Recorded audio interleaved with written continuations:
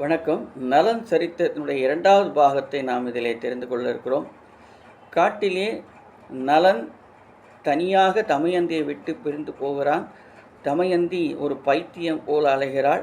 அப்போது காட்டுக்கு நடுவே வியாபாரிகள் கூட்டத்தை சந்தித்தால், வியாபாரிகளே நலன் என்ற அரசன் சூதி தோற்று இங்கு அலைகிறான், அவனை எங்கேனும் பார்த்தீர்களா என்று கேட்க, அவர்கள் தெரியாது என்று சொன்னார்கள். இல்லையம்மா, நலன் என்று யாரையும் நாங்கள் பார்க்கவில்லை, எந்த மனிதரையும் சந்திக்கவில்லை. இந்த காட்டில் இப்படி தலைவிரி கோலமாக அலைகிறாயே, எங்களோடு உட்கார், உணவு தருகிறோம், நன்கு உறங்கு, ஓய்வெடுத்துக்கொள், பிறகு எங்கேனும் ஒரு நகரத்தில் கொண்டு போய் விடுகிறோம் என்று சொன்னார்கள். அன்றிரவு அவர்களோடு தங்கினாள். தொலைதூரத்தில் யானைகள் வியாபாரிகள் வந்த உணவை மோப்பம் பிடித்தன, அருகே வந்தன. நெருப்பையும் கூடாரங்களையும் ஒட்டகங்களையும் தூக்கி துவைத்தன. தூங்கி கொண்டிருந்த வியாபாரிகள் தூக்கி போட்டு மிதித்தன. மரத்தில் ஏறியும் காட்டுக்குள் ஒளிந்தும் புதருக்குள் மறைந்தும் வியாபாரிகள் தப்பித்து கொண்டார்கள். பல பேர் உயிரிழந்தார்கள். இரவெல்லாம் வேட்டையாடிய யானைகள் விடியல் நேரத்தில் திரும்பி போயின. வியாபாரிகள் அதிர்ந்து போய்ந்தார்கள். அவர்கள் பொருள்கள் பெருந்த நஷ்டமடைந்தன. எத்தனை தடவை இந்த வனத்தை தாண்டியிருப்போம்? ஏதேனும் ஒரு முறை இந்த கஷ்டம் வந்ததா? நம்முடைய பயணத்தில் ஏதேனும் குறை வைத்தோமா? தேவதைக்கு வழங்குவதில் தவறு செய்தோமா? இல்லையே, எல்லாமும் நல்லபடியாகத்தானே நடந்தது. பிறகு ஏன் இத்தனை வேதனை, எத்தனை சாவு, இத்தனை கஷ்டம் என்று அவர்கள் உரத்த குரலில் பேசினார்கள். சற்றென்று திரும்பினார்கள். இந்த பெண் நம்மிடம் வந்து சேர்ந்தனால்தான் வேதனை ஏற்பட்டது. போ, விலகிப்போ என்று அவளை விரட்டினார்கள். உன்னுடைய தரித்திரம் எங்களையும் பிடித்து கொண்டு விட்டது என்று தமயந்தியை அவர்கள் விரட்டினார்கள். தமயந்தி மருண்டாள். அவர்களிடமிருந்து விலகினாள். தனியே அந்த காட்டில் ஒரு பாதை தேடி நடக்க ஆரம்பித்தாள். உடல் முழுவதும் சோர்வு, கால், தலை, உடுப்பு எல்லாவற்றிலும் தூசு, அழுக்கு, கண்களில் கண்ணீர், பேச்சில் குழல், எதை கண்டாலும் பயந்து பின்வாங்கி கானகம் தாண்டி ஒரு ஊருக்குள் நுழைந்தால் பைத்தியம் போல இருந்தால். தமயந்தியை தனியே விட்ட நலன் ஒரு வனத்தில் புகுந்தபோது வனத்தின் ஒரு பக்கம் தீ பிடித்து எரிவதைக் கண்டான். வனத்தின் மறுபக்கம் பார்த்தான். அப்போது தீ எரியும் பகுதியிலிருந்து உரத்த குரல் கேட்டது. தயவு செய்து காப்பாற்றுங்கள், யாராவது காப்பாற்றுங்கள் என்று மிரண்டு போன குரல் கேட்டது.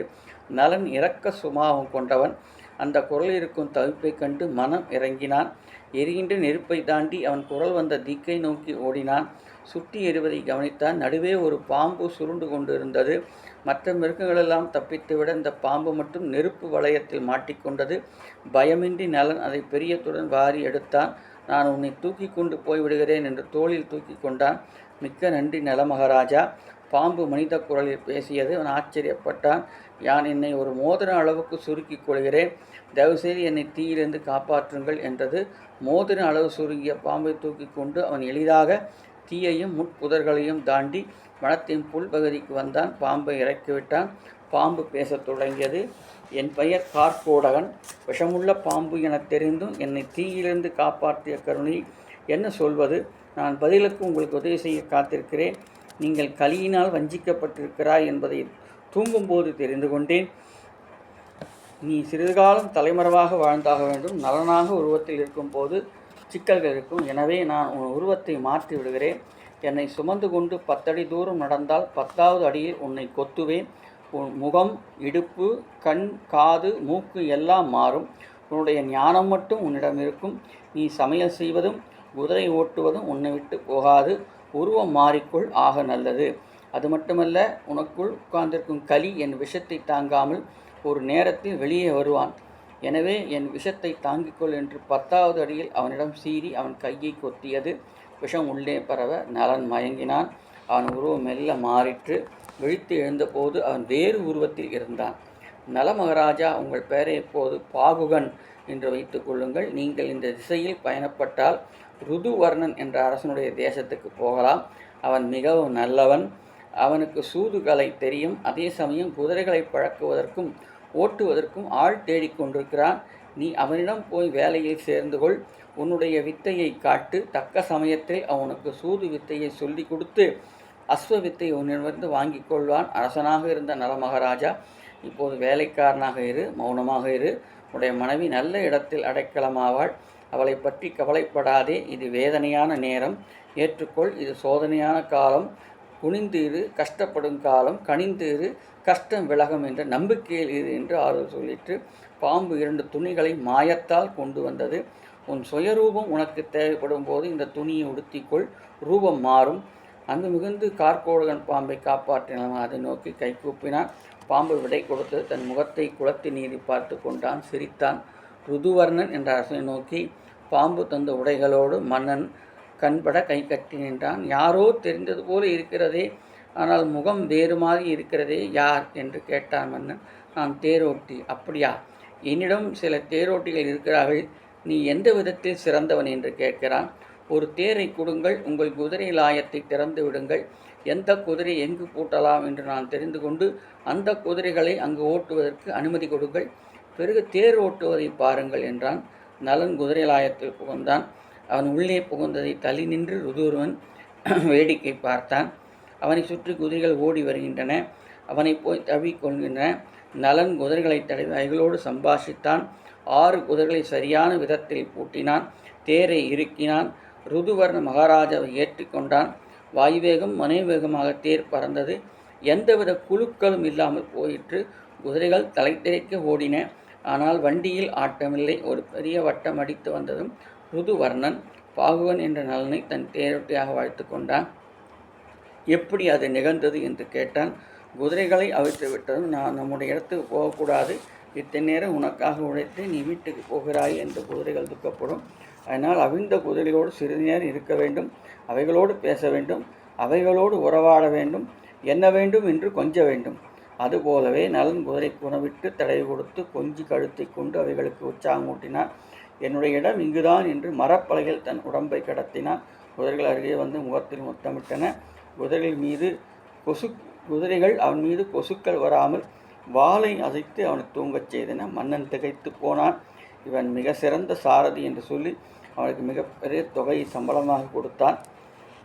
இப்போது தமயந்தி ஊரெல்லாம் சுற்றி தனக்குத்தானே பேசியவாறு ஒரு அரண்மனை அடைய அங்கே இருந்த குழந்தைகள் அவளை கேலி செய்து பாட்டு பாடியும் பயமுறுத்தியும் அவளை துன்புறுத்தினார்கள். கொம்பு வீசினார்கள், உடுக்கை அடித்தார்கள், நீ பேய்தான் என்று விரட்டினார்கள். சிறுவர்களுக்கு நடுவே சிக்கிக்கொண்டு அலையும் தமயந்தியை அந்த தேசத்து ராஜமாதா முப்பரையில் இருந்து பார்த்தால் மிக லட்சணமாக பெண்ணாக இருக்கிறாள். ஆனால் உடம்பெல்லாம் தூசாக இருக்கிறது, மனம் மிரட்சியில் இருக்கிறது. அவளை எதற்காக துன்புறுத்த வேண்டும்? அரண்மனைக்கு அழைத்து வாருங்கள் என்று சொன்னாள். அது கேட்டு சேதி நாட்டு அரண்மனை மன்னனின் தாயார், அவள்தான் அந்த தேசத்தின் ராஜமாதா. அரசியைப் போல் தெரிந்த தமயந்தியை உள்ளே வரவழைத்து அவள் அழுக்குகளை நீக்கி என்ன வேண்டும் என்று கேட்க, தன் புருஷனை தேடி அலைவதாகச் சொன்னால், உன் புருஷனை தேட நான் ஆள் அனுப்புகிறேன். இப்படி உயிர் போகும் அளவு உணவில்லாமல் உடம்பெல்லாம் தூசாக இருக்கிறாயே, நீ இறந்து போனால் எப்படி புருஷனை தேட முடியும்? இங்கு தங்கி இளைப்பாரி உன் புருஷனை தேடிப்போ, உன் உடம்பை சரி செய்து கொள் என்று சொல்ல, அம்மா உங்கள் அன்புக்கு நன்றி, நீங்கள் வேறு உடையும் பலகாரம் பஞ்சனையும் கொடுப்பதை பார்த்து சந்தோஷம் இருக்கிறது. என் புருஷன் எங்கு கஷ்டப்படுகிறானோ என்ன உண்கிறானோ தெரியவில்லை. எனவே அதை தெரிந்து கொள்ளாமல் நான் இங்கே சுகங்களை அனுபவிக்க மாட்டேன். என்னை இங்கே வேலைக்காரியாக இருக்க விடுங்கள். நான் எனக்கு இருக்கிற இந்த துணியோடு இருக்கிறேன், வேறு உடைகள் வேண்டாம்.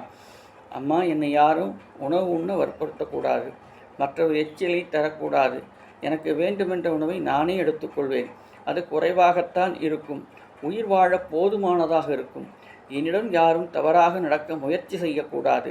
அப்படி எந்த ஆணாவது தவறாக முயற்சித்தால் அவர்கள் தண்டிக்கப்பட வேண்டும்.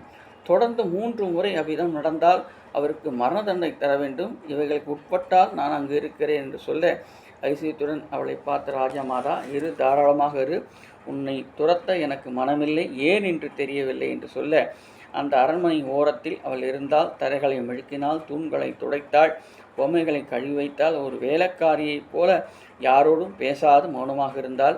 மற்ற தாதிகள் அவளுடைய மனோநிலையை புரிந்து கொண்டு அவளுக்கு உதவி செய்தார்கள். அவளிடம் மரியாதையாக நடந்து கொண்டார்கள். இவள் சாதாரண பெண் அல்ல என்பதை புரிந்து கொண்டு அவள் அசைவுகளை அதிசயத்தோடு பார்த்தார்கள். படியில் இறங்கி வரும் தமயந்தியை பார்த்து கைகூப்பத் தோன்றியது.